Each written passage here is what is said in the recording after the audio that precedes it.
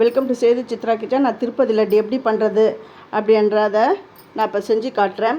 அதுக்கு 2 கப்பு சர்க்கரை எடுத்துக்கணும். 1 கப்பு கடலை மாவுக்கு 2 கப்பு சர்க்கரை எடுத்துக்கணும். அந்த கடலை மாவை வீட்டிலே கடலை பருப்பை வாங்கி நல்லா கழுவி காய வச்சு மிஷினில் கொடுத்து பொடி பண்ணி எடுத்துன்னு வந்துடுங்க. அந்த கடலை பருப்பில் தான், அந்த கடலை மாவில் தான் நீங்கள் லட்டு பண்ணணும். அப்போ தான் நல்லாயிருக்கும். முதல் கடலை மாவை ஜெலிச்சிடணும். ஏன்னா அந்த கட்டிலாம் இல்லாமல் இருக்கிறதுக்காக, நைஸாக இருக்கிறதுக்காக ஃபஸ்ட்டு ஜெலிச்சிடணும். இப்போ வந்து உப்பு வந்து ஒரு சிட்டிகை உப்பு போட்டுடுறேன். இது தண்ணி விட்டுலாம் கரைக்கக்கூடாது, பால் விட்டு தான் கரைக்கணும். மாட்டுப்பால், அதாவது பசும்பால் கிடைச்சா ரொம்ப பெஸ்ட்டு. நான் வந்து பேக்கெட் பாலில் தான் நான் வந்து இந்த கடலை மாவை கரைக்கிறேன். எவ்வளோ பால் வேணும் அப்படிலாம் கிடையாது. இது பஜ்ஜி மாவு பதத்துக்கு வர அளவுக்கு பால் விட்டு நல்லா கலந்து விடுங்க. இது நல்லா கலந்து விடுறேன். நான் எடுத்து காட்டுறேன். இந்த கன்சிஸ்டன்சியில் தான் இருக்கணும். அதாவது பஜ்ஜி மாவு பதம், நம்ம எல்லாருக்குமே தெரியும் பஜ்ஜி மாவு பதம் எப்படின்னு. அந்த அளவுக்கு கரைச்சா போதும். ஆனால் இது பொரிக்கணுன்னா நெய்யில் தான் பொரிக்கணும்.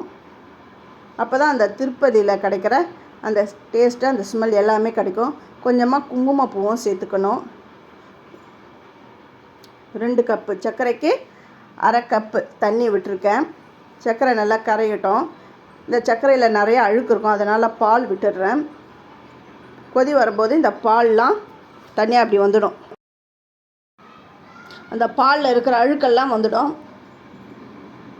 நான் அழுக்கெல்லாம் எடுத்துட்டேன். இப்போ ஏலக்காவை மிக்சியில் போட்டு கொஞ்சம் பொடி பண்ணி எடுத்துகிட்டு வரேன். அது ஒரு தோலோடு தான் இருக்கணும். இப்போ பாகு கன்சிஸ்டன்சி எப்படி வரணும் அப்படின்றத நான் சொல்லியிருக்கேன் பாருங்கள். நான் இன்னும் கிளியராக காட்டுறேன். ஏலக்காவும் குங்குமப்பூவும் சேர்த்துடுறேன். நெய் வந்து கடாயில் விட்டு சூடுபடுத்துகிறேன். இந்த பாருங்கள், இந்த மாதிரி. இதான் ஒரு கம்பி பதம். இப்போ எண்ணெய் சூடாகிடுது. அது எப்படின்னு செக் பண்ணுறேன் பாருங்கள். அது நல்லா போட்டவுடனே அப்படி எழும்பி வரணும். இப்போ அது சூடாகலை. இப்போ நல்லா சூடான உடனே தான் நம்ம வந்து கடலை மாவை அதில் சேர்க்கணும். நான் ஜல்லிக்கரண்டிலேயே நான் அந்த பூந்திகளை திரட்டிடுறேன். ரொம்ப வேக விடக்கூடாது, ஒரு 80% வேக விடணும், அவ்வளவுதான். வேக விட்டு எடுத்துடணும். இப்போ அந்த கடலை மாவில் எல்லாம் பூந்தியாக நான் தேய்ச்சி எடுத்துடுறேன். 80% நல்லா வெந்தால் போதும். நல்லா முறுமுறுன்னு வெந்ததுன்னா காரா பூந்தியாக மாறிடும். இப்போ எல்லாத்தையும் எடுத்து ஒரு கிண்ணத்தில் எடுத்து வச்சுடுறேன்.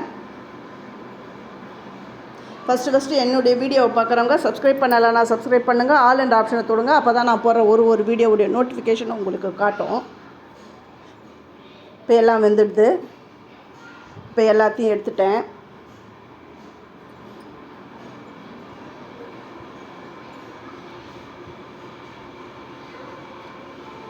இப்போ இன்னொரு பேட்சை நான் விடுறேன். அந்த பூந்தி திரட்டுற அந்த கரண்டியை ஃபஸ்ட்டு தேய்ச்ச உடனே நல்லா க்ளீன் பண்ணிவிடுங்க. அப்புறம் தேய்ங்க. பாருங்கள், பூந்தியெல்லாம் பொரித்து எடுத்துட்டேன். இப்போ மிக்ஸி ஜாரில் போட்டு பொடி பண்ணிடுறேன். ஏன்னா நீங்கள் திருப்பதி லட்டில் நீங்கள் பார்க்க போனீங்கன்னா ஒரு பூந்தி கூட இருக்காது. எல்லாம் பொடி பண்ணிவிட்டு இந்த சர்க்கரை பாகில் சேர்த்துட்றேன்.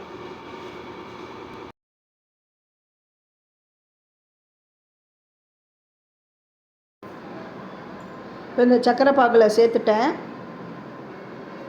ஒரு 10 நிமிஷம் அப்படியே விட்டுடணும். இப்போ முந்திரி, திராட்சை அதையும் சேர்த்துட்டேன். ஏற்கனவே அந்த ஜீராவில் நான் வந்து குங்குமப்பூ, ஏலக்காவும் நான் சேர்த்துட்டேன். இப்போ நல்லா ஊறிட்ட உடனே பாருங்க, லட்டு பிடிச்சிட்டேன். லட்டு பிடிச்சிட்டு ஒரு 1 ஹவர் அப்படியே விட்டுட்டு பாருங்கள், நல்லா சூப்பராக திருப்பதி லட்டு ரெடி ஆகிடுது. இது எப்படி வந்திருக்குன்னு நான் இதை வந்து கட் பண்ணி காட்டுறேன் பாருங்கள். சூப்பராக வந்திருக்கு. இனிமேல் திருப்பதி லட்டு வீட்டிலே நம்ம செய்யலாம். தேங்க்யூ.